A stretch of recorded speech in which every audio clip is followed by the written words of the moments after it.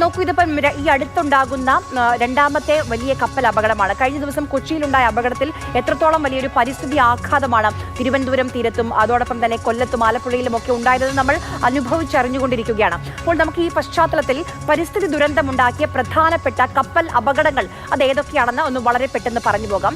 ആദ്യം 93-ലെ ബ്രയർ കപ്പൽ അപകടമാണ്. അത് ലൈബീരിയൻ കപ്പലായിരുന്ന ബ്രയർ എഞ്ചിൻ തകരാറിനെ തുടർന്ന് സ്കോട്ട്ലൻഡിനടുത്ത് വെച്ച് തകരുകയായിരുന്നു. കപ്പലിൽ അന്നുണ്ടായിരുന്നത് 84,500 ടൺ അസംസ്കൃത എണ്ണയായിരുന്നു. ഈ എണ്ണ മുഴുവൻ കടലിൽ പടർന്നു. ഇനി 2006 വന്നാൽ ഓഗസ്റ്റ് 11 ഫിലിപ്പൈൻസിലെ സോളാർ 1 കപ്പൽ അപകടം. അതിലും ആ കപ്പലും എണ്ണയായിരുന്നു ഉണ്ടായിരുന്നത്. അത് ഗ്യൂമാരസ് ദ്വീപിലും അതോടൊപ്പം തന്നെ പരിസര പ്രദേശങ്ങളിലും വലിയ പാരിസ്ഥിതിക ആഘാതമാണ് ഉണ്ടാക്കിയത്. ഇനി 2007 വന്നാൽ ദക്ഷിണ കൊറിയയിൽ ഹെബെറ്റ് കപ്പൽ അപകടം. ഈ കപ്പലിലും അസംസ്കൃത എണ്ണയായിരുന്നു ഉണ്ടായിരുന്നത്.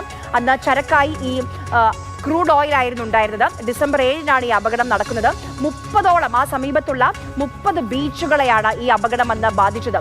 മത്സ്യസമ്പത്ത് ആകെ നശിച്ചു. അതോടൊപ്പം തന്നെ ആ പ്രദേശത്തെ പകുതിയോളം സീ ഫാമുകളൊക്കെ നശിച്ചു. ഇനി ഫ്രാൻസിലെ ലോറിയൻസിൽ 2018 ഡിസംബറിലുണ്ടായ TK ബ്രമൻ കപ്പൽ അപകടം. സമുദ്ര പരിസ്ഥിതിക്കും പ്രാദേശിക സമൂഹത്തിനും വലിയ നഷ്ടമാണ് ഈ കപ്പൽ അപകടം ഉണ്ടാക്കിയത്. അന്നുണ്ടായ ഏക ആശ്വാസം എന്ന് പറയുന്നത് ഈ കപ്പൽ അപകടത്തിൽപ്പെട്ട മുഴുവൻ ജീവനക്കാരെയും രക്ഷിക്കാനായി എന്നുള്ളതാണ്. ഈ കപ്പലിൽ 60,000 ലിറ്റർ ഇന്ധനമാണ് ഉണ്ടായിരുന്നത്. ആ 60,000 ലിറ്റർ ഇന്ധനവും കടലിലേക്കായിരുന്നു അന്ന് പടർന്നിരുന്നത്. ഈ 2021 വന്നാൽ കൊളംബോയിലുണ്ടായ എക്സ്പ്രസ് പേൾ കപ്പൽ അപകടം.